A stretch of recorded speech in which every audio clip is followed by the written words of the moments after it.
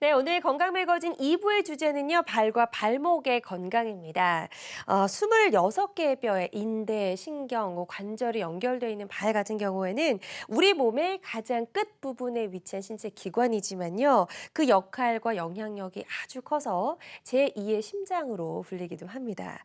자, 몸무게를 지탱하는 몸의 핵심인 발 건강, 이분과 함께 어떻게 하면 잘 지킬 수 있는지 알아보도록 하겠습니다. 양혁재 원장입니다. 어서 오세요. 네, 안녕하세요. 네, 원장님 반갑습니다. 네, 자, 우리 통계에 따르면요, 50대 이후 인구의 70% 이상이 발과 관련된 다양한 질환을 앓고 있다고 네, 하더라고요. 그만큼 이제 발의 질환을 앓고 있는 분들이 많다는 뜻일 텐데요.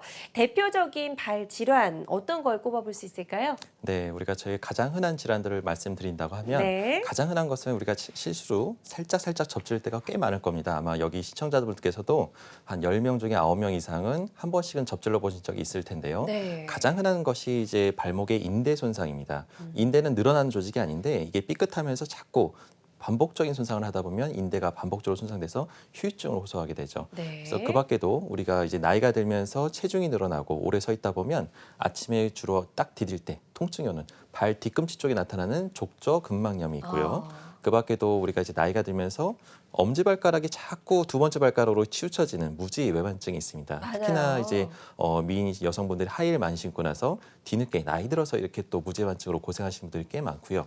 그 밖에 이런 연골 손상이나 이제 인대 손상을 반복적으로 앓다 보면 나이가 들어서 요즘엔 점점 젊어져서 50대도 나타나고 있습니다. 이 발목에 연골 손상으로 인해서 관절염으로 고생하게 되고 네. 인대와 연골 손상이 동반되면 결과적으로 발목에 퇴행성 관절염을 유발하게 됩니다. 그렇군요. 그 생각보다 발과 발목에 올 수 있는 질환들이 아주 다양함을 저희가 살펴볼 네, 수 있었고, 저 같은 경우에도 이제 신발 신고 가다가 삐끗하는 거 상당히 많이 하거든요. 근데 네, 정말 맞습니다. 이게 습관적으로 하게 되더라고요. 예. 네. 그런 것들도 오늘 좀 이 시간을 통해서 어떻게 하면 잘 발목 건강을 지킬 수 있는지 함께 알아가시면 좋을 것 같고요. 이런 발목 질환들이 왜 발생하는지 그 원인을 좀 알아야 될 것 같아요. 네, 예. 요즘 같은 이제 여름철에 휴가를 가거나 이제 평소에 이제 일을 하시느라고 바쁘다가 이제 안 하던 운동을 갑자기 휴가철에 갑자기 뛰면서 이제 열심히 뛰다 보면 가끔씩 이제 휴가철에 발목을 많이 다치게 됩니다. 그래서 네. 외상성으로 해서 안 하던 스포츠나 이런 또 평소에도 스포츠를 좋아하시던 분들이 또 이게 삐끗하는 경우가 있을 수가 있고요. 그 네. 밖에도 무지해반증과 통풍, 류마티스 질환으로 해서 우리가 이제 먹는 식습관이나 이런 것들이 서구화되면서 통풍도 꽤 많이 나타나고 있습니다. 젊은 네. 40대나 50대 환자들한테 많이 나타나고 그 밖에도 무죄만증도 상당히 이제 최근에 이제 많은 사람들이 알다 보니까 이 병에 대한 질병도 꽤 많이 높아지고 있습니다. 이런 거에 합병증으로 또 이제 손상이 나타나고 있고요. 가장 흔한 거는 이제 노화죠. 이제 퇴행성 관절염으로 인해서 네. 우리가 이제 노화로 인해서 퇴행성 관절염이 진행하게 되면 연골이 닳아서 이제 이런 걸로 해서 발병률이 높아지고 있습니다. 그렇군요. 그래서 발목이 질환을 발생하는 원인들까지 저희가 쭉 짚어봤습니다. 자, 그럼 이제 대표적인 발과 발목 질환들 지금부터 하나씩 하나씩 구체적으로 좀 알아볼 텐데요. 일단 발목 인대 손상, 뭐 가장 흔하게 이제 발목을 삐끗한 경우에 발생하는 네, 거죠. 예. 맞습니다. 우리가 인대를 끊어졌다, 인대가 늘어났다. 우리가 이제 그런 얘기를 많이 듣는데요. 발목이 인대가 늘어나는 경우는 사실상은 없습니다. 이게 잘못된 얘기고요. 네. 사실상 발목 인대가 늘어났다는 게 아니라 인대가 부분 파열이냐 완전 파열이냐 그게 정확한 말이겠죠. 찢어졌다는 거네요. 네, 인대는 네. 근육처럼 이렇게 늘어나는 조직이 아니기 때문에 발목을 안정적으로 잡아주는 역할을 하게 됩니다. 그래서 네. 우리가 주로 하게 되는 이제 발목 인대의 손상 기전은 우리가 발목에서 주로 가장 중요한 인대가 바깥쪽 복사뼈에 있는 이 복숭아뼈 앞쪽, 뒤쪽, 아래쪽으로 해서 정거비인대, 후거비인대, 종비인대가 있는데 이 중에서 네. 가장 중요한 게 이 앞쪽에 있는 정거비인대입니다.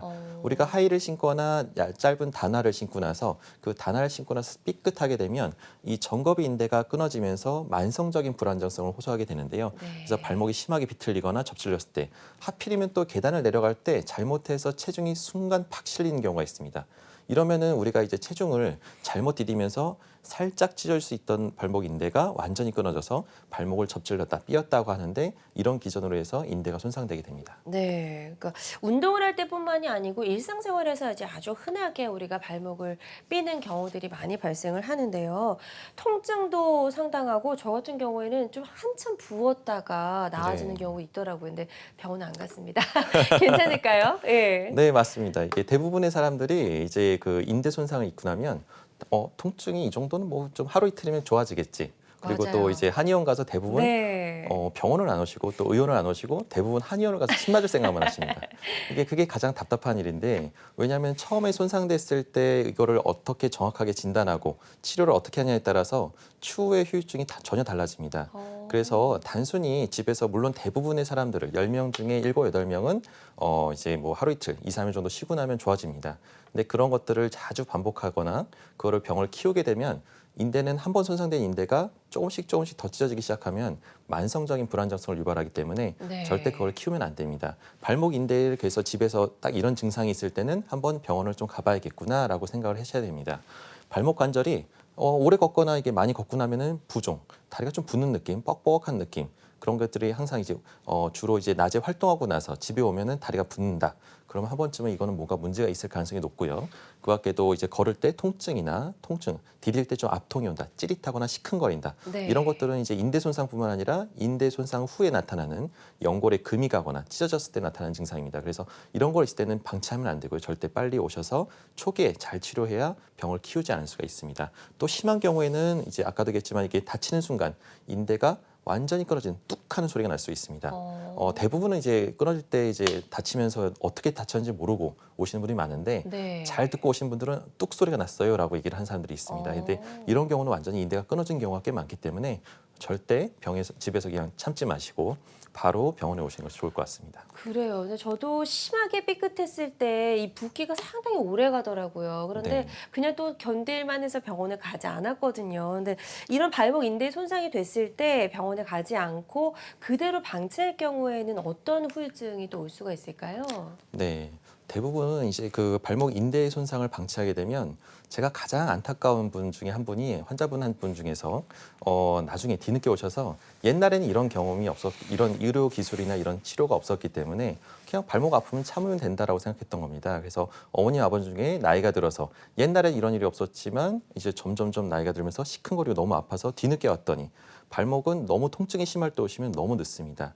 그래서 초기에 이제 인대 손상을 방치하게 되면 보행시 통증이 발생하고 발목에 불안정성이 생깁니다. 아까도 얘기했듯이 발목이 한번 이게 인대가 늘어나게 되면 계속적인 불안정성을 유발하게 되거든요. 근데 이런 것들을 자주 반복하게 되면 발목은 이 말한장 모양의 뼈이기 때문에 요 안에서 인대가 늘어나게 되면 한쪽의 연골이 치중해서 그쪽에 체중이 부하가 되게 됩니다. 그래서 이런 쪽으로 해서 안쪽에 치중이 부하되면 발목의 연골이 이제 손상되기 시작합니다. 이런 것들이 초기에 젊었을 때 20, 30대 때 발목 연자를 그냥 방치했다가 40대나 50대 돼서 이제 시큰거린다고 하면서 병원에 오시는 분들이 꽤 있습니다. 이런 것들은 이제 발목의 연골 손상을 의심을 해볼 수가 있고요. 주로 네. 발목에서 소리가 나고 시큰거리고 눌렀을 때 심한 압통을 호소하게 됩니다. 근데 이런 것들을 이제 방치해서 60대, 70대까지 참다 보면 결과적으로 우리가 이 맨 오른쪽 사진처럼 뼈와 사이에 왼쪽 사진은 뼈와 사이에 관절 간격이 있지만 오른쪽 사진을 보면 뼈와 뼈가 완전히 딱 붙어 있는 부분을 볼 수가 있습니다. 이런 퇴행성 관절염으로 이제 고칠 수 없는 만성적인 질환으로 계속 나이 들어서까지 고생을 하게 됩니다. 그래서 되도록이면 초기 치료가 가장 중요하다고 볼 수 있겠습니다. 네, 갑자기 후회가 밀려오네요. 빨리 오셔야 될 것 같은데요. 네, 좋습니다. 자, 이렇게 2차적인 질환으로까지 진행이 될 수 있는 발목 인대 손상 살펴봤고요. 병원에 가게 되면 치료는 어떻게 진행이 될까요? 일반적으로 대부분 이제 발목을 접지르고 나면 의원을 갔을 때 가장 먼저 하는 검사가 엑스레이일 겁니다. 근데 네. 대부분 이제 접지르는 경우에는 뼈가 다치는 경우는 드물고요. 이제 인대가 다치는 경우가 많기 때문에 저희 의사들이 대부분 초음파 검사 정도는 최소한 권하게 됩니다. 그래서 초음파 검사를 통해서 우리가 그냥 단순히 검사 목적으로만 하는 것이 아니라 저희 의사들이 알고자 하는 것은 인대가 손상된 정도가 1단계냐, 2단계냐, 3단계냐에 따라서 우리가 초기의 치료가 달라지기 때문에 그렇습니다. 원래 인대는 늘어나는 조직이 아니기 때문에 왼쪽의 사진처럼 정상은 이렇게 하얀 단단한 인대 조직이 있어야 되는데 초기에 살짝 1도 정도의 염자일 경우에는 구멍이 뻥뻥 나서 약간 느슨해지는 느낌이 들고요. 이 정도는 보통 한 1, 2주 정도만 잘 보호하고 약물 치료하고 물리치료만 해도 좋아집니다. 근데 이제 이게 초음파를 봤을 때 2도나 3도 정도로 해서 한 50% 이상 아니면 7, 80%로 완전히 거의 끊어지다시피 그런 경우의 연자인데 이 증상이 결과적으로 환자들이 느꼈을 때는 똑같은 게 가장 큰 문제입니다. 본인이 아픈 정도는 똑같은데 이 검사를 통해서 이 손상된 범위에 따라서 우리가 처음에 보호를 얼마나 잘하냐가 가장 중요한 건데요. 이거를 정확하게 진단을 안 하고 그냥 동네에서 침만 맞고 네. 시간 지나면 좋아지겠지라고 하다가 뒤늦게 오시면 이미 3도 염좌에서 이렇게 손상된 상태에서는 그 초기 치료를 놓치게 되면 결국은 어쩔 수 없이 끊어진 상태로 있기 때문에 그거를 수술밖에는 할 수가 없습니다. 그래서 되도록이면 초기에 오셔서 치료를 받고 주사나 약물 치료로 잘 보호하는 것이 가장 중요하다고 볼 수 있겠습니다. 그렇군요. 그래서 2도나 3도 염좌인 경우에는 이제 그냥 방치하시면 정말 안 될 것 같고요. 네. 빨리 병원에 찾아가셔야 될 것 같고요. 그런 경우 이제 비절개 내시경 인대 봉합술이 이루어진다고 설명해 주셨는데요. 절개를 하지 않는다는 말씀이시잖아요. 네. 예, 그 조금 덜 부담이 될 것 같기도 하네요. 환자 입장에서는. 맞습니다. 네. 이게 통증이 훨씬 덜하고요. 네. 우리나라 의사들이 참 기술이 정말 날로 발전하고 있는데 요즘 추세는 뭐냐면 예전에는 인대가 끊어졌을 때 수술하자. 수술은 가장 무서운 게 뭐냐면 크게 째는 겁니다. 네. 우리가 인대도 우리가 째서 연결해서 이제 크게 열고 보고 의사들이 해서 째서 했기 때문에 상처가 어쩔 수 없이 여성분들 같은 경우는 이쁜 발목에 이게 상처가 생기게 되면 상당히 좀 부담스러울 수가 있는데요. 맞아요. 이 젊은 여성들한테도 쉽게 접근할 수 있게 1박 2일이나 2박 3일 만에 간단하게 내시경으로 해서 상처가 한 5에서 3mm에서 한 5mm 정도의 아주 작은 상처 두세 개를 통해서 내시경을 통해서 요새는 인대를 봉합하게 됩니다. 그래서 상처도 적고 피부의 손상 외상도 없고 흉터도 없기 때문에 회복이 빠르다는 또 가장 큰 장점이 있거든요. 그래서 요즘 추세는 자꾸 의술이 발전하다 보니까 내시경으로 해서 인대를 봉합할 수가 있습니다. 그래서 이 병을 방치하고 또 수술한다고 해도 이 수술이 거의 이제는 시술과 같은 간단한 시술이기 때문에 네. 인대 봉합술은 이제는 걱정 안 하지 않고 전문가에게 맡기셔도 될 것 같습니다. 그렇군요. 그래서 인대가 좀 끊어진 경우에도 기존의 방법으로 많이 절개하고 수술하는 게 아니다라고 설명해 주셨으니까 네. 일단 겁내지 마시고 발목을 삐끗하시면 조금 상태를 보시고 병원에 빨리 가시는 게 좋을 것 같고요. 내시경 인대 봉합술 많은 분들이 관심을 갖고 지켜보실 것 같습니다. 네. 어떤 특징들을 갖고 있는지 정리해 볼까요? 자, 내시경 인대로 한다고 보면 요즘엔 내시경으로 모든 부위가 접근이 가능합니다. 그래서 어떤 인대가 끊어졌든 간에 그쪽으로 접근해가지고 인대가 봉합이 가능하고요. 네. 그래서 모든 인대 손상을 내시경으로 치료할 수가 있고요. 비절개, 아까도 얘기했지만 3에서 5mm 아주 작은 상처로 손상을 치료하기 때문에 실제로 수술과 똑같은 결과를 보이면서도 동일한 좋은 결과를 얻을 수가 있습니다. 그래서 회복이 빠르고 통증이 없다는 것이 가장 큰 장점이 될 수 있거든요. 그래서 이런 장점들 때문에 이전과 같이 좀 부담을 갖지 않으시고 인대가 끊어졌다 하더라도 병을 방치하지 말고 전문 병원을 오시면은 더 빠른 케어를 얻을 수가 있다고 볼 수 있겠습니다. 네, 좋습니다. 그래서 인대가 손상이 됐을 때, 파열이 됐을 때 할 수 있는 내시경 인대 봉합술에 대한 설명까지 저희가 들어봤습니다. 자, 지금 시청자 한 분과 전화 연결이 되어 있다고 합니다. 바로 만나볼게요. 여보세요? 여보세요? 예. 네, 네, 안녕하세요, 안녕하세요. 아버님. 반갑습니다. 네네. 예. 네, 아버님 연세가 어떻게 되세요? 68요. 네, 예. 68세시고요. 네. 어떤 점이 궁금하신지 원장님께 설명을 좀 부탁드릴게요. 네네. 내 발목이요. 네. 발목 복숭아 뒤에, 네. 복상치 뒤에, 네. 온폭 뒤한데 고개가 아파가지고 괴로워서 네. 저 서울대에 가가지고 사진 네. 찍어도요. 네. 이거 가죽갈병이라 하고 네. 그 가죽갈병 가져갈 병이다. 예. 예. 그래가지고서는 내가 예. 지금 포기하고 한 상태인데 네. 이 방송을 보고 이제 전화 드리는 거래요. 아버님 증상이 주로 어떨 때 계단을 내려갈 때 아프신가요? 아니면 뭐 까치발 할 때 아프세요? 혹시 주로? 누구 잘 때 딱 한쪽으로 네. 한쪽으로 돌아 눕거나 그쪽으로 베고 자면은 그쪽이 통증이 오나요? 이 발목이요 발이 자빠지면 피곤해가지고 뭐 잠을 못 자요. 예. 밤에 잠을 못 잘 정도로 많이 아프시다는 거는 아마 제가 봤을 때 이제 가지고 가야 될 병이다. 이런 얘기는 아마도 퇴행성 관절염일 가능성이 좀 높습니다. 그리고 또 밤에 잘 때 많이 아프다는 거는 그만큼 염증이 심하다는 얘기거든요. 이 연골 손상이 심하고 관절 자체가 망가지면 염증이 아주 심해집니다. 근데 염증이 이제 급격하게 많이 악화될 때는 밤에 잘 때도 아플 정도로 수시가 아파서 자다가 깨시는 분도 꽤 많습니다. 근데 이게 이제 물론 만성질환이기도 하고 치료하는 게 또 쉽지는 않습니다. 하지만 분명히 치료 방법은 있습니다. 그래서 이거를 포기하고 그냥 지내실 필요는 전혀 없고요. 이런 경우는 적극적으로 뭐 주사 치료나 약물 치료나 아니면 그 밖에도 다른 치료를 통해서 뭔가 치료 방법을 찾아볼 수 있는데요. 아직까지 발적으로 해서 이게 불치병은 없습니다. 그래서 한번 족부 전문의란 전문 병원을 통해서 한번 치료를 한번 좀 다시 한번 상담을 받아보시면 좋을 것 같습니다. 네네. 네, 아버님. 지금 이제 상담을 받아보시고 적극적으로 치료할 수 있는 방법이 충분히 있을 것 같다라고 설명해 주셨거든요. 다시 한번 전문 병원에서 정확한 검사 받아보시고 어떤 방법으로 치료가 가능한지 구체적으로 치료 계획을 잘 세워보셨으면 좋겠습니다. 네. 네, 시청자 한 분과 전화 연결을 잘 해봤고요. 저희가 이제 전화상이다 보니까 정확하게 진단은 좀 네, 어려운 맞습니다. 점 양해를 잘 해주셨으면 좋겠습니다. 내시경인대 봉합술의 특징까지 저희가 살펴봤습니다. 양혁재 원장과 함께 삶의 질을 좌우하는 중요한 신체 부위, 발과 발목 건강을 위협하는 질환들 살펴보고 있습니다. 자, 치료 사례 있으시면 하나 소개해 주시면 도움이 될 것 같습니다. 인대 봉합술 치료 사례 네. 하나 만나볼게요. 이분 같은 경우는 예. 50대 후반의 남자분이셨는데 인대가 갑자기 이제 배드민턴이나 운동을 엄청 좋아하셨던 아주머니입니다. 네. 근데 이제 이게 운동을 하면서 갑자기 잘못 삐끗하면서 이게 삐었는데 그때 치료를 좀 잘 못하셨어요. 그래서 네. 초기에 그냥 침 맞고 안정치하고 좀 그러면 좋아지겠거니 하는데 이게 2개월, 3개월 지나도 좋아지지는 않고 나은 듯 했다가 또 쓰면 아프고 나은 듯 했다가 또 쓰면 아프고 이제는 점점 이게 걷기만 해도 점점 붓고 통증이 와서 항상 발목이 부어 있는 거예요. 그래서 밤에 잘 때도 이게 아프고 불편하다고 하셔서 그래서 내원하셔서 정밀 검사를 해봤습니다. 그래서 검사를 해봤더니 그 왼쪽 사진처럼 원래는 좀 이게 하얗게 부어 있는 부분이 있는데요.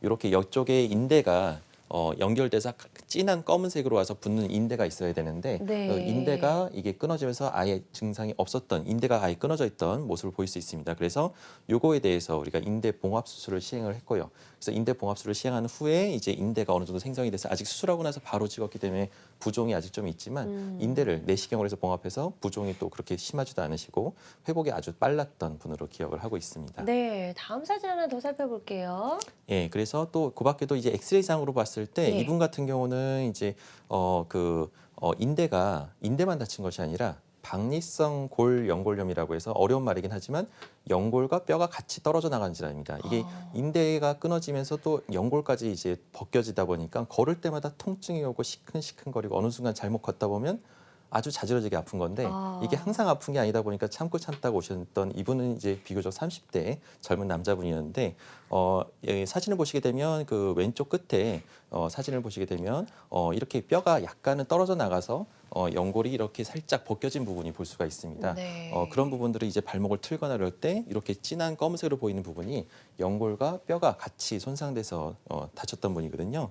근데 그런 것들을 시술하고 나서 한 3개월 정도 지났을 때 연골을 이제 줄기세포로 재생시키고 동시에 인대를 봉합해서 같이 치료해서 좋은 결과를 보였던 분 중에 한 분이었습니다. 네, 좋습니다. 발목 인대가 파열돼서 이제 치료를 받은 사례 만나봤고요. 환자들마다 치료 효과는 조금씩 다를 수 있다는 점 유념해 주셨으면 좋겠습니다. 자, 인대 이제 파열해서 조금 더 진행이 됐을 경우에 이제 관절 연골 손상까지 올 수도 네. 있다는 설명 들어봤잖아요. 네. 그런 경우에는 어떤 치료 방법이 있을까요? 네, 이제 여태까지 그 관절염에 대해서 치료 방법이 없다고 이제 즉 발목 관절염은 그냥 참고 참다가 정 안 좋으면 인공관절하는 것이 정답이라고 알고 계신 분도 꽤 많습니다. 하지만 네. 연골 손상에 대해서 요즘에는 이제 중간배합 줄기세포나 이런 줄기세포를 통해서 초기에 오시게 되면은 비교적 간단한 치료를 통해서 연골 재생을 좀 유도해 볼 수가 있습니다. 그림에서 보다시피 우리가 관절 내시경을 통해서 연골이 이렇게 벗겨져서 내시경으로 봤을 때 연골이 하얀색의 연골인데요. 연골이 들려서 이게 자꾸 이게 나풀나풀 거리면서 이런 부분들이 이제 디딜 때마다 아주 시큰거리고 통증을 심하게 유발하게 됩니다. 이게 항상 있는 게 아니라서 항상 참고 지내다가 나중에 늦게 오시는 경우가 많은데 이런 것들을 초기에 오시게 된다면 간단한 내시경 치료로 한 2박 3일 만에 이렇게 줄기세포를 주입하고 연골을 재생시키는 방향 쪽으로 해서 치료를 해서 이분 같은 경우도 한 2, 3개월 동안에 잘 재활을 통해서 네. 비교적 건강한 삶을 잘 유지하는 분으로 기억하고 있습니다. 네, 그래서 발목인대 파열 치료 사례 여러 가지 만나봤습니다. 환자들마다 치료 효과는 조금씩 다를 수 있다는 점 기억해 주시고요. 발목 인대 파열 그리고 관절 연골 손상을 치료할 수 있는 방법들 알아봤는데요. 시술 시 주의할 점 있을까요? 네, 아무래도 이제 우리가 인대 파열은 그러니까 손상이 아까도 얘기했지만 1단계, 2단계, 3단계가 있습니다. 아무리 내시경 치료가 좋다고는 하지만 그리고 또 간단하다고는 하지만 주의할 점은 이게 병을 키워서 오면은 어쩔 수 없이 이게 이런 시술까지 하게 되는 거거든요. 그래서 초기에 오시게 된다면 비교적 좋은 주사 치료나 약물 치료가 있기 때문에 초기에 정확한 진단을 통해서 초기에 잘 치료하게 되면 굳이 수술까지 안 가고도 나을 수 있는 방법이 있으니까 초기 오시기를 각별히 권해드리고요. 네. 그 밖에 또 관절염으로 너무 오랫동안 고생하시는 아까 전화 상담하셨던 아버님처럼 너무 오랫동안 관절염 고생하는데 이건 불치병이구나 하고 지내시는 분들이 꽤 많습니다. 하지만 맞아요. 그렇지 않고 또 네. 치료 방법이 꽤 있습니다. 자꾸 첨단 의료들이 발전하다 보니까 여러 가지 방법들이 있는데 단지 그거를 제시하는 분이 있고 아닌 분이 있고 의사 선생님마다 약간 다르기 때문에 그런 것들에 대해서 치료 방법이 없다고 생각하지 마시고 네. 적극적으로 여러 의사 선생님들을 만나면서 얘기를 들어보시고 한번 치료 방법을 찾아보시다 보면 훨씬 더 지금보다도 좋은 삶의 질이 훨씬 더 나은 삶을 지낼 수가 있을 겁니다. 맞습니다. 네. 자, 양혁재 원장과 함께 방치하게 되면 2차적인 질환으로 진행될 수 있는 발과 발목의 질환에 대해서 알아보고 있습니다. 첫 번째로 이제 발목 인대 손상의 경우 어떻게 치료가 가능한지 치료 사례들까지 살펴봤고요. 두 번째로 족저근막염입니다. 이것도 왜 발생하는지 그 원인이 네. 좀 궁금해요. 네, 족저근막염이라는 네. 것은 보통 우리가 이제 그 발바닥 뒤꿈치가 우리가 이제 좀 이런 말은 참 죄송하긴 하지만 시청자분들께서도 다 저도 마찬가지로 네. 누구나 다 한 이제 나이가 들면서 우리가 중립보행 항상 걸어 다니다 보니까 발 뒤꿈치 쪽에 항상 체중이 가장 많이 부하가 됩니다. 네. 그러면 우리 뼈와 그런 것들은 버텨주지만 이 뼈 옆에 하필이면 같이 붙어 있는 힘줄, 그러니까 발가락을 구부리는 족저근막이라는 것이 있는데 하필이면 이게 뒤꿈치에 붙어 있다 보니까 얘가 이제 퇴행성으로 조금씩 충격을 못 견디고 퇴행성으로 끊어져 나가서 끊어지는 병입니다. 힘줄이 끊어지고 인대가 끊어지는 통증은 정말 말로 표현할 수가 없습니다. 근데 하필이면 우리가 항상 서서 디디고 걸어야 되는 그 그러니까요. 부위가 예. 찢어지다 보니까 이거는 진짜 겪어보지 않으신 분들은 절대 모릅니다. 이 발바닥이 뒤꿈치가 아프다 보면 걸어 다니기도 힘들고 어디 돌아다니기도 힘들고 걸을 때 좀 앉았다가 이제 좀 괜찮나 싶어서 걸으려고 하면 그 순간 또 찌릿하고 아픕니다. 네. 그래서 이런 통증 때문에 많이들 오시는데요. 이런 족저근막염이 항상 뒤꿈치 안쪽에 주로 많이 발생하고 주로 과로나 손상, 그다음에 퇴행성으로 해서 여러 가지 원인을 인해서 반복적인 스트레스를 못 견디고 퇴행성으로 오는 경우가 많습니다. 그렇군요. 그래서 지금 설명해 주신 것처럼 족저근막염에 있는 환자분들 같은 경우에 정말 너무 아프다라고 이제 통증을 호소하는 분들이 계시거든요. 어떤 네. 증상들이 있으면 족저근막염 의심을 해봐야 될까요? 자, 가장 심한 증상은 네. 아침에 처음에 이제 좀 기분 좋게 일어나서 딱 걸으려고 하는 순간 아주 뒤꿈치에 심한 찌릿한 통증이 나타나면서 기분을 아주 상하게 만듭니다. 그래서 아침에 일어나서 첫 발을 내딜 때 심한 통증, 네. 발바닥이나 발 뒤꿈치 쪽에 통증을 유발할 때 요거를 좀 의심해 볼 수가 있고요. 그 밖에 또 이제 체중이 이제 주로 많이 실리는데 오히려 또 이제 활동을 하고 걷다 보면 증상이 또 사라지는 게 이상한 특징입니다. 그래서 힘줄이 조금 늘어나 주면서 많이 걷다 보면은 어느 정도는 또 다시 또 통증이 좀 완화돼서 괜찮나라고 쉽게 사람을 좀 헷갈리게 만드는 병이 요로 족저근막염입니다. 네. 그래서 주로 서 있을 때 발바닥이 좀 뻣뻣하고 당기는 듯한 느낌. 근데 가장 큰 특징은 아침에 첫 발을 내딜 때 가장 큰 통증을 유발하는 게 가장 전형적인 특징이라고 할 수 있겠습니다. 그렇군요. 저희 건강매거진 담당 PD님도 사실 종합병원이에요. 근데 네. 그중에서도 족저근막염을 알았다라는 이야기를 네. 제가 들은 적이 있거든요. 그래서 이 족저근막염이 잘 발생하는 고위험군이 따로 있을까요? 뭐 네. 직업군이라든지요. 맞습니다. 예. 이제 여러 가지 원인들이 있겠지만 요즘은 워낙 운동을 잘하고 여러분들이 좀 건강을 많이 챙기시다 보니까 스포츠나 이런 것들을 하면서 손상으로 해서 생기는 경우도 있고 마라톤이나 등산 이런 것들에서 몸을 챙기려고 해서 건강을 위해서 좀 챙기다 보니까 오히려 또 병이 하나 생겨서 이런 족저근막염을 앓게 되는 경우가 많습니다. 그래서 네. 오래 서 있거나 오래 뛰거나 오래 등산하는 경우 그밖에 이제 젊은 여성분들 같은 경우는 이제 높은 하이힐이나 이런 것들을 신으면서 오히려 입어보기에서 신었던 신발을 통해서 오히려 또 이런 족저근막염을 흔하게 앓게 되는데 이 젊은 여성분이 왜 이런 것들이 생기냐 보면 하이힐을 많이 신다 보면은 이 발가락 근육에 퇴축이 먼저 빨리 오게 됩니다.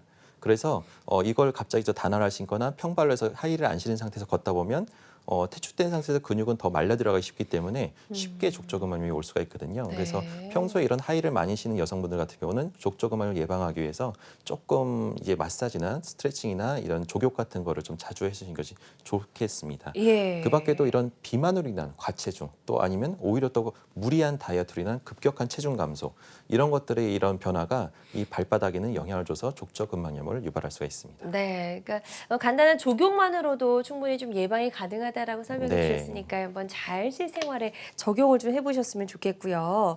발바닥이 찌르는 것처럼 너무나 아프다는 족저근막염, 이제 통증에 따라서 치료도 조금씩 차이가 있을 수 있을 것 같은데 어떻게 네. 치료가 가능할까요? 족저근막염에 대한 기본적인 치료는 대부분 병원을 가면 아마 체외 충격파나 도수치료나 물리치료 같은 것들을 권할 겁니다. 그랬기도 그 밖에도 뭐 약물치료나 아까도 얘기했지만 족욕과 가벼운 스트레칭 이것이 가장 기본이 되고요. 대부분은 이런 질환을 이런 증상과 물리치료랑 정 안 나을 땐 충격파 치료를 통해서 한 10명 중에 8, 9명은 좋아집니다. 네. 하지만 가장 큰 문제는 나머지 한두 명이 정말 심하게 아픈데 이런 치료를 했는데도 계속 아프다는 겁니다. 근데 그런 것들에 대해서 여태까지는 대부분 그냥 방치하고 그냥 이건 고질병이니까 참고 지내세요라고 할 수밖에 없는 상황이었는데 최근에는 좀 이게 이제 근막 유리술이라고 해서 옛날에는 이제 뭐 바늘을 통해서 약간 좀 근막을 좀 유리하는 방법이 있었고요. 최근에는 좀 더 발전돼서 관절 내시경을 통해서 골격을 제거하면서 근막을 좀 이완시키고 통증을 완화시키면서 동시에 주기적 주사나 약물 치료를 통해서 훨씬 더 회복이 빠르고 통증이 없이 지낼 수 있는 근본적으로 낫게 하는 방법이 있는데 이것도 간단한 1박 2일이나 2박 3일 만에 간단한 치료가 가능하니까요. 네. 만성적으로 너무 아파하시는 분들도 너무 참지 마시고 적극적인 치료를 받아주시면 좋을 것 같습니다. 네, 좋습니다. 족저근막염 증상에 따라서 치료 방법도 다양하게 있음을 저희가 좀 살펴봤습니다.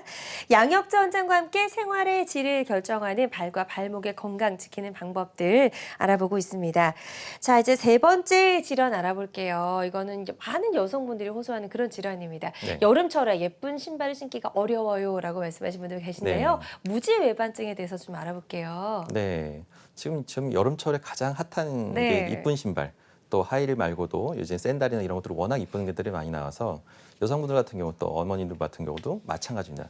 다 항상 이쁜 신발을 신고 뽐내고 싶은데 하필이면 발가락이 바깥쪽으로 휘어지고 못생겨서 하필이면 이런 찜질방에 이런 데 가서 딱 발을 보이는 순간 너 발 왜 이러니?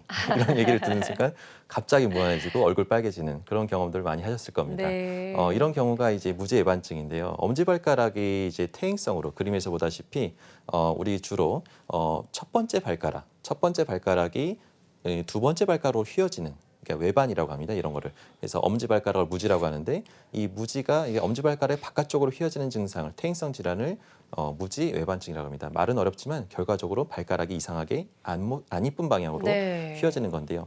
하필이면 근데 이렇게 그 엄지발가락이 튀어나오면서 휘어지면서 이 돌출된 부위가 심한 통증을 유발하게 됩니다. 우리가 전형적으로 전형적인 그 신발을 신다 보면 항상 이 튀어나온 부위가 신발과 자극이 돼서 빨갛게 염증과 통증을 유발하게 되는데요. 특히나 이쁜 하이힐이나 이런 신발을 신고 싶어도 이것 때문에 못 신는 분들이 정말 많습니다. 근데 이런 것들에 대해서 우리가 이제 통증을 이제 점점 유발하게 되는 거기 때문에 이런 것도 초기의 적극적인 치료가 가장 중요하다고 볼 수 있겠습니다. 네, 좋습니다. 무지외반증에 대해서 설명을 좀 들어봤고요. 시청자 사연이 하나 접수가 되어 있다고 합니다. 저희 사연 만나보고 계속해서 이야기 나눠볼게요. 78세 여성분입니다. 작년에 왼쪽 발목을 삐끗했는데 그 이후로 통증은 없는데 자꾸 붓습니다. 어떻게 하는 게 좋을까요? 라고 설명을 주셨네요. 네. 아무래도 문제가 좀 있는 것 같죠? 네, 맞습니다. 예. 연세가 있으시지만 여태까지 건강하게 잘 지내오셨다면 젊은 분하고 똑같습니다. 하지만 이게 인대가 잠깐 삐끗하고 대부분은 아무리 길어야 2주에서 3주 안에 증상이 쭉 가라앉고 부기도 없어져야 되고 걸을 때 이제 불편감이 없어져야 되는데 이 2, 3주가 지나서 오히려 2, 3개월이 지났는데도 불구하고 이렇게 발목이 붓고 통증이 온다는 거는 아마 인대 손상을 벗어나서 이제 관절염으로 진행되는 관계입니다.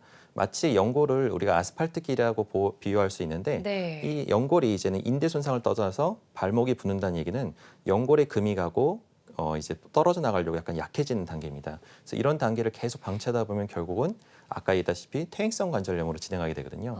그러니까 이거는 병을 방치하지 마시고 요즘엔 좋은 주사들이 많이 나와 있으니까 적극적으로 오셔서 주사 치료나 약물 치료를 하시면 굳이 초기 오셨다고 하면은 아직 지금 다친 지가 얼마 안 됐고 부은 지가 네. 얼마 안 됐다고 하면 주사로도 충분히 치료가 가능합니다. 자, 저희 무지외반증 이제 세 번째 질환으로 무지외반증에 대해서 알아보고 있는데요. 네. 50대 이상 여성 10명 중에 3명에게 발생할 만큼 아주 흔한 질환이라고 하더라고요. 네, 맞습니다. 그 이유가 좀 있을 것 같아요. 특히 이제 여성에게서 또 많이 네. 발생하고요. 네. 예. 그러니까 이제 이 무죄반증은 선천적 아무래도 이제 가족력 저희 어머님이나 아니면 할머니 이런 분들이 한번 알았던 분들은 또 따님이나 이런 쪽으로서 유전이 되는 경우가 꽤 있습니다. 그 밖에도 젊었을 때 멋쟁이로 이제 하이힐 신고 많이 다녔던 분들이 후천적으로 이제 원래는 젊었을 때는 괜찮았는데 이상하게 30대를 지나서 이제 40, 50대가 되니까 다리가 점점 휘어지는 거예요. 그래서 이런 후천적인 원인으로 신발이나 이런 좁은 신발, 앞이 아주 뾰족하고 이쁜 신발일수록 이런 위험성이 더 높습니다. 그래서 이런 것들이 복합적으로 작용하는 경우가 많고요. 네. 아까도 얘기했지만 굽이 높은 하이리나 발볼이 좁고 자주 신는 그러니까 신발 같은 이쁜 신발을 자주 신는 여성들이 이제 발병률이 상당히 높습니다. 우리 찔리네요. 아나운서분처럼. 네. 아, 어떡해요? 네. 네. 그래서 좀 피해야겠네요. 일단 편안한 그렇죠. 신발로 좀 바꿔 신고요. 네. 예, 좀 덜 그래서 이쁜 신발 신어야 됩니다. 모양이 예쁘지 않은 신발이 네. 발 건강에는 좋겠네요. 네. 네, 좋습니다. 자, 하일병으로도 불리는 무지 외반증에 대해서 알아보고 있고요. 근데 네. 이거를 좀 치료하지 않고 방치하게 될 경우에는 무릎이나 허리에까지 영향을 미칠 수가 있다고 하네요. 사실인가요? 네, 맞습니다. 예. 이게 이제 우리가 그 치료가 자꾸 전문화되다 보니까 치료를 지금 우리가 이제 발 쪽만 희게 되는데 발가락을 이제 발만 보다 보면 이제 네. 발가락이 저 변형이 더욱더 이게 진행이 됩니다. 네. 무지반증이 이제 좀 휘어졌다고 해서 거기서 멈추면 제발 좀 좋을 텐데 이게 나이가 들면 들수록 더 진행이 돼요. 그래서 나중에 늦게 오면 늦게 올수록 저희가 치료하기가 정말 힘들어지고 어쩔 수 없이 더 큰 수술, 간단한 수술도 아니라 더 큰 수술을 하게 돼서 되도록이면 초기에 더 악화되기 전에 진행되기 전에 오시는 것이 가장 중요하고요. 이런 것들을 이제 무지반증만 오면은 참 좋은데 이게 뭐 미용적으로 휘었다고 해서 난 그 정도는 상관없어. 아예 뭐 발가락 휘는 건 뭐 어때?라고 네. 생각하지만 그 다음에는 문제입니다. 이 발가락이 변형되기 시작하면 두 번째, 세 번째, 네 번째 발가락이 상대적으로 같이 밀려나면서 또 다른 네. 발의 병을 유발하게 됩니다. 그래서 걸음걸이가 이상이 초래하게 되는데 이 걸을 때마다 시큰거리고 약간 좀 발가락이 찌릿찌릿하고 여러 가지 뭐 신경, 이제 뭐 모튼 신경 중에 이런 신경병이 또 생기기 시작하고요.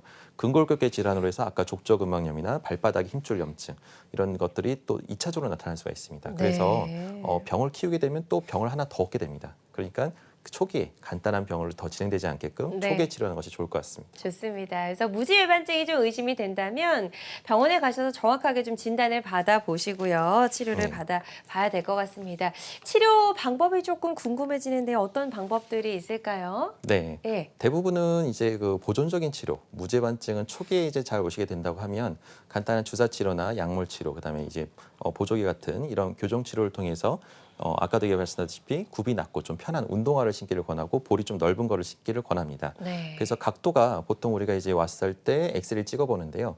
20도 미만의 작은 각도면은 우리가 이제 비교적 간단한 치료를 통해서 보존적으로 해서 더 악화되기 전에 간단한 치료에서 예방을 할 수가 있고요. 하지만 이게 엑스레이를 찍었을 때 뭐 이미 너무 늦은 거예요. 각도가 한 30도 이상으로 해서 심하게 벌어졌고 이거는 이제 악화가 너무 빨리 진행될 가능성이 너무 높은 거죠. 근데 이런 경우에는 어쩔 수 없이 이제 무죄반증을 이제 수술을 했었는데 옛날에는 이제 무조건 뼈를 깎고 자르고 그렇게 해서 크게 열어야 되는 상황이었습니다. 하지만 지금 요즘에는 점점 기술이 발달하다 보니까 비절개를 통해서 무죄반증에 대해서 무절개 교정술이라는 시술이 있습니다. 그래서 너무 걱정하지 마시고 변형이 더 진행되기 전에 간단한 치료를 통해서 치료를 받으시면 좋을 것 같습니다. 네, 좋습니다. 자, 무지외반증에 대해서 알아보고 있고요. 죄송합니다. 네.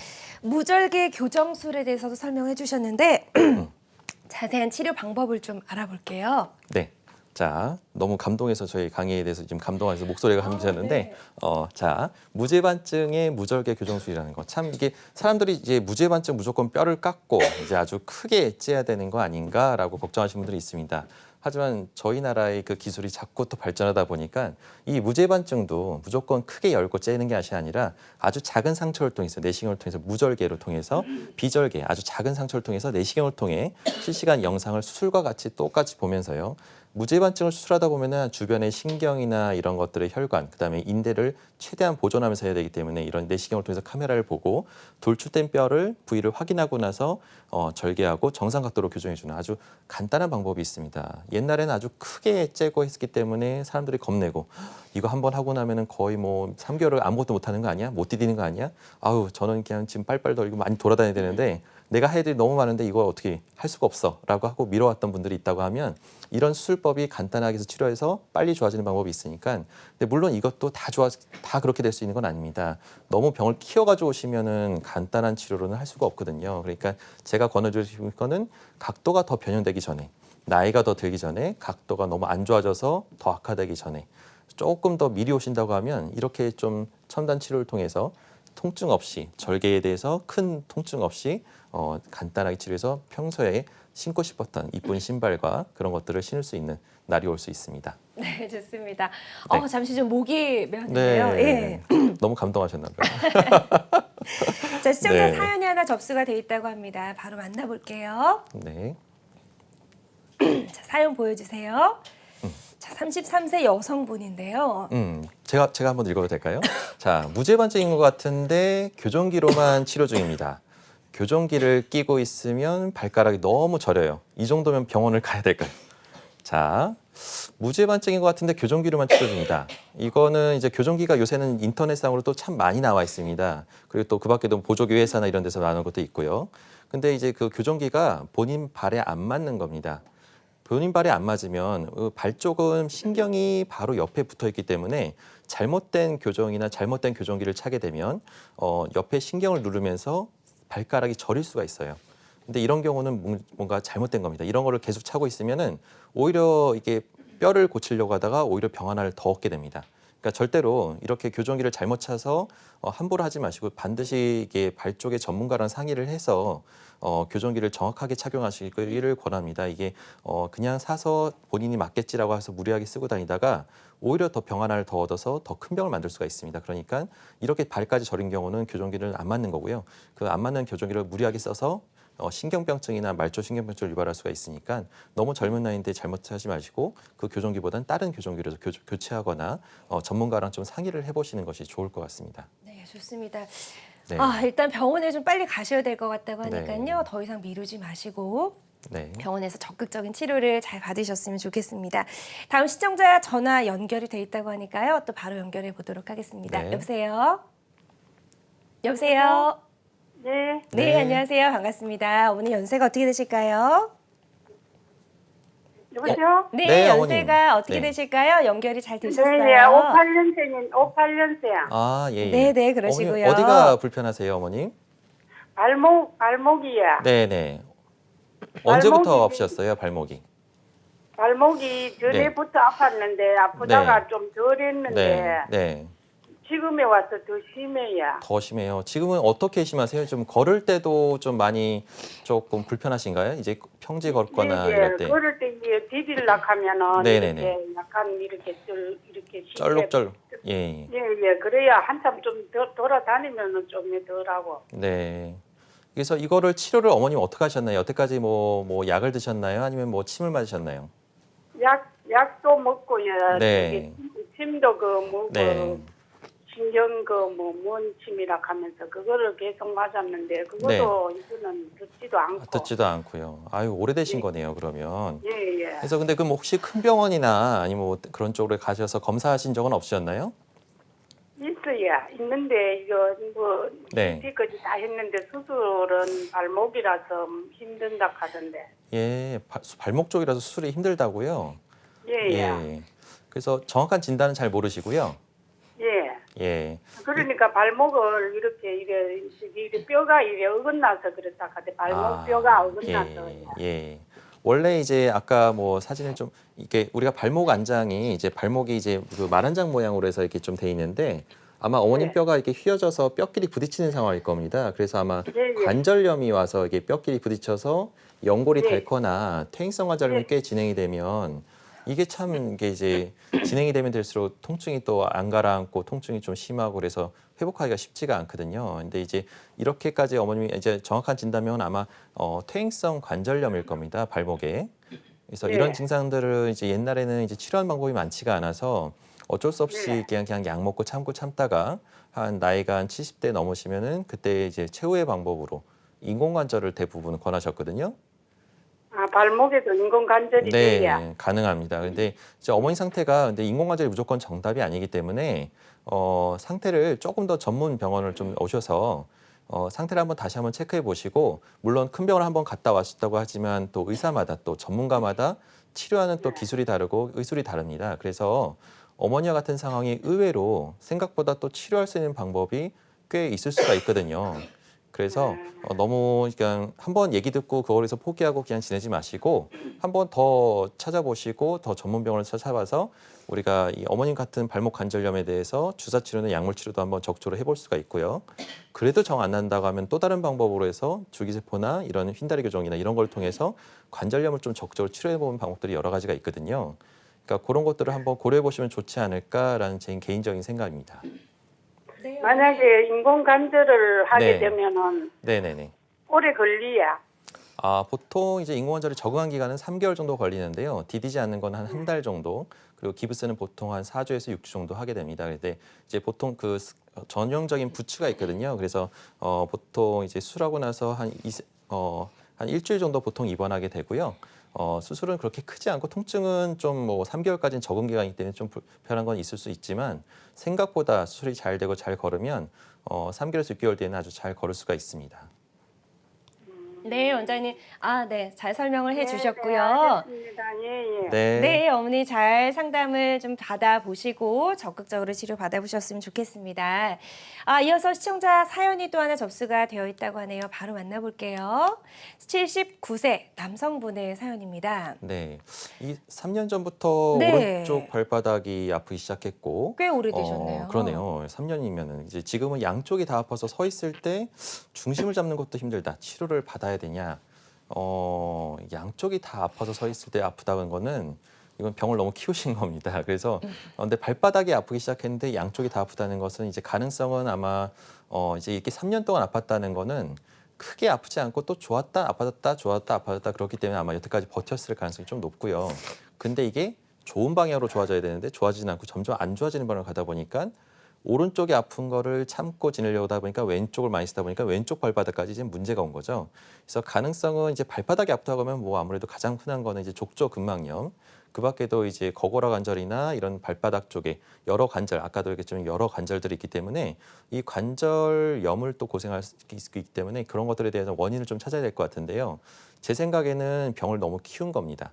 그러니까 오른쪽이 아팠을 때 빨리 치료해서 왼쪽이 더 진행되지 않게 막았어야 되는데 너무 이제 오른쪽도 치료가 안 되니까 왼쪽까지 병이 다 커진 거죠. 우리 하지, 이게 고관절이나 무릎, 발목 쪽은 항상 그 초기의 병을 잘 치료해야지 그걸 병을 악화시키다 보면 반대쪽도 같이 오게 됩니다. 그래서 병을 키우지 마시고 이런 경우는 빨리 오셔서 전문 병원에서 치료를 상담해 보시는 것이 좋을 것 같습니다. 네, 좋습니다.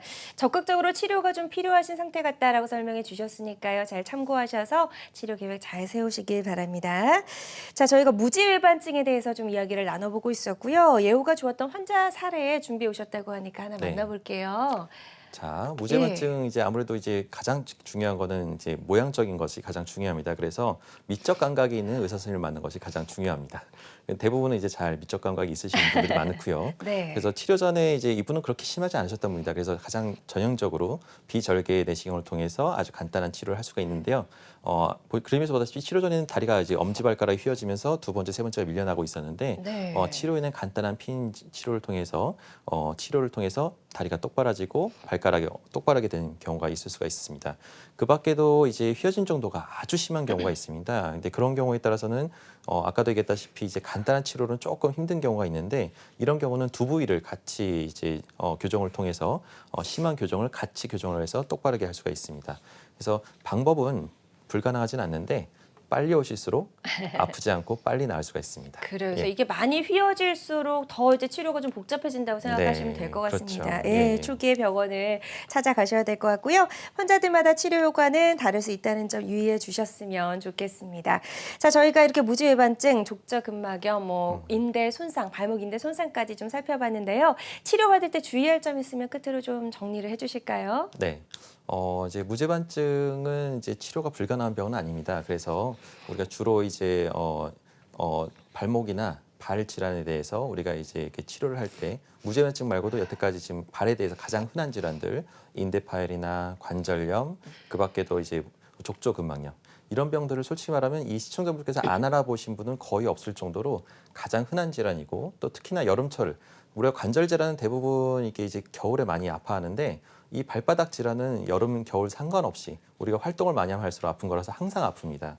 그래서 주로 이제 우리가 운동이나 야외 활동 전에 이런 인대나 이런 족저근막염 같은 경우는 충분한 스트레칭을 통해서 인대를 이완시키고 충분한 준비 운동. 우리가 이제 운동하기 전에 준비 운동을 항상 하듯이 몸도 발바닥도 우리가 갑자기 걸으려고 하면 아플 수 있지만 충분한 준비 운동, 스트레칭을 하면은 그 손상을 예방할 수가 있습니다. 그 밖에도 생활 습관을 통해서 정상, 체중이 갑자기 늘거나 갑자기 주는 것이 가장 위험합니다. 그런 것들이 이제 발바닥에 스트레스를 많이 주거든요. 그래서 그런 것들을 적절하게 유지를 하고 몸 상태를 공유해서 강도, 운동의 강도를 너무 갑작스럽게 늘리지 말고 적절하게 유지하는 것이 좋습니다. 그리고 아까도 얘기했다시피 하이힐보다는 쿠션이 있는 운동화나 이런 편한 운동화를 신어서 우리가 이 100세 시대에 건강하게 우리 발 쪽의 건강을 좀 더 신경을 써주시면 이게 맨 발바닥에 있다고 무시하지 마시고 우리 평생 살아가는 데 있어서 발을 의지하면서 우리가 살아가기 때문에 네. 이 발의 건강을 소중하게 제2의 심장이란 말처럼 건강하게 잘 관리해 주시는 것이 좋을 것 같습니다. 네, 좋습니다. 자, 시청자 한 분과 전화 연결 하나 더 되어 있다고 합니다. 바로 만나보도록 할게요. 여보세요? 네, 여보세요? 여보세요? 네, 안녕하세요. 반갑습니다. 네, 안녕하세요. 감사합니다. 네, 네네네. 아버님 연세가 어떻게 되세요? 47년생입니다. 네. 73세요. 네, 네네네. 73세시고요. 어떤 점이 궁금하신지 원장님께 직접 질문해 주시면 되겠습니다. 네. 네네. 예, 감사합니다, 원장님. 예, 안녕하세요. 예, 저기 처음에는요. 네네. 제가 왼쪽 척추 네. 전추뼈가 네. 예, 돌출되었다고 뭐 상전 부위증이라고 그러대요. 네네네. 예, 그래가지고 지금 그 왼쪽이 아팠는데 네. 이제 그거는 조금 괜찮은데요. 네네. 많이 좀 운동을 해야 된다고 그래서 네. 예, 걸었더니 네. 오른쪽 복숭아뼈라고 있지 않아요? 네네. 거기가 물이 차고 부어올라요. 네. 예, 그래서 그 고통이 좀 심합니다. 아프세요, 그게? 그렇게 많이는 안 아파요. 그렇죠. 예, 예. 예. 그래서 그래서 그게 물을 한 2번, 3번 빼봤어요. 동네 의원을 뺐는데 가서 도로 차고요. 또 차요. 예. 거기 원장님은 심장 높이로 해서 저녁에 잘 때 발을 높이 올리고 자라고 그래서요. 네네네네. 올리고 잤더니 아침에는 조금 빠져요. 근데 낮에 활동하고 나면 또 저녁에 또 다시 부어오신 거죠? 예, 예. 그렇습니다. 예.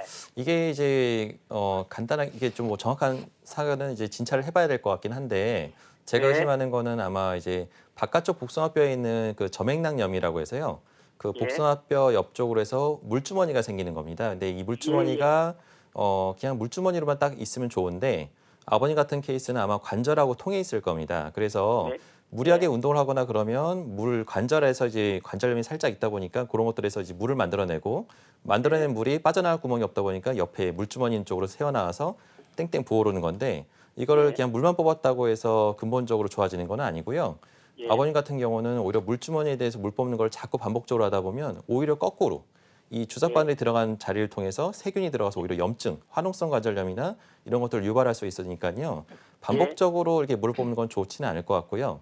그 예. 물 뽑는 원인, 이제 물이 차는 원인이 아마 발목에 관절염이 있어서 그럴 겁니다. 그래서 예. 발목 관절염에 대한 좋은 주사 치료들이 있으니까 발목에 대해서 주사 치료는 약물 치료를 하다 보면 자연스럽게 옆에 있는 물주머니도 같이 가라앉게 됩니다. 그러니까 함부로 수술하거나 그러지 마시고요. 절대. 그쪽은 함부로 수술했다가 염증 생기면 아주 큰일 납니다. 그러니까 되도록이면은 전문가랑 상의를 해서 발목 쪽으로 치료를 받아보시는 게 어떨지 한번 상의를 드립니다. 네. 예. 네, 이 감사합니다. 내용이 좀 도움이 되셨으면 좋겠습니다. 근본적인 원인을 잡는 치료부터 좀 하셔야 될 것 같다는 생각이 듭니다. 자, 저희 양혁재 원장과 함께 발과 발목 건강을 위협하는 질환들에 대해서 알아봤고요. 다양한 치료법 살펴봤습니다. 그래도 어떤 질환이든지 사전에 예방하는 게 가장 중요하잖아요. 맞습니다. 네. 좋은 예방법 있으면 끝으로 좀 간단하게 짚어주실까요? 네, 아무래도 이게 아까 설명했다시피 이제 중요한 것은 이제 무릎, 발목, 고관절 이것이 우리 몸을 지지해주는 아주 중요한 관절들입니다. 우리가 맨 발끝에 있다고 해서 무시하지 마시고 이런 발목 관절도 관절을 튼튼하게 오랫동안 쓰려면 중요한 스트레칭도 중요하지만 평소에 운동을 통해서 적절하게 근력을 또 강화시키는 것도 중요합니다. 발목에 무슨 근육이 어디 있어?라고 또 의심하시는 분들이 있을 텐데 이 만져지진 않지만 그 종아리 근육과 이런 것들이 발목과 연결돼서 발목의 인대와 그런 것들을 상호 보완 작용을 통해서 관절염을 예방해주고 있거든요. 그래서 여러 가지 운동법들이 있는데 이 발목에 대해서 운동법들을 좀 익숙하게 좀 네. 배워서 병원에서 좀 티칭을 받고 교육을 받아서 발목도 예방할 수 있다면 운동을 통해서 관절염을 예방할 수가 있습니다. 그래서 무조건 수술하는 것이 아니라 예방을 통해서 근력을 강화시키고 스트레칭을 많이 한다고 하면 충분히 이 관절을 건강검진을 통해서 관절염까지 악화되지 않게끔 예방할 수 있는 방법이 많으니까 반드시 전문가랑 상의해서 치료를 받으시길 권합니다. 네, 좋습니다. 이렇게 예방법까지 잘 설명을 해주셨고요. 오늘 발과 발목 질환을 치료하는 다양한 방법 알아봤습니다. 모든 치료법에는 부작용이 따를 수 있고 개인마다 치료 효과가 다르다는 점, 또 전문의와의 상담을 통해서 적절한 치료를 받는 것이 가장 좋은 선택이라는 점 꼭 기억하시길 바라겠습니다. 지금까지 양혁재 원장과 함께했습니다. 고맙습니다. 네, 감사합니다.